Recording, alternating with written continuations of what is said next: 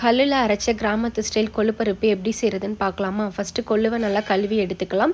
Next ஒரு பாத்திரத்தில் 4 tumbler தண்ணி கூடவே கழுவி வச்சுருக்க கொள்ளுவையை சேர்த்து நல்லா வேக வச்சு எடுத்துக்கலாம்.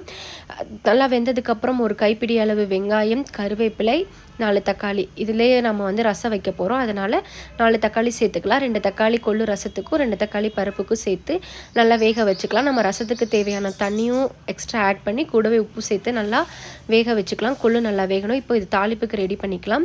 ஒரு கடாயில் 2 ஸ்பூன் ஆயில், கடுகு உளுந்த பருப்பு நல்லா பொரிஞ்சதுக்கப்புறம் கருவேப்பிலை, 4 பல்லு பூண்டு, ஒரு 5-6 வரமிளகாய் இது எல்லாத்தையும் சேர்த்து நல்லா வதக்கிக்கலாம். நெக்ஸ்ட்டு 1 ஸ்பூன் மல்லி, 1 ஸ்பூன் சீரகம் இதையும் சேர்த்து நல்லா வதங்கினதுக்கப்புறம் நம்ம வேக வச்சுருக்க கொள்ளு இருக்கு இல்லையா, அதையும் சேர்த்து நம்ம நல்லா வதக்கிக்கலாம். நீங்கள் கையில் எடுத்து பார்த்தாலே கொள்ளு நல்லா வெந்து அப்படியே மசிஞ்சிருக்கும்.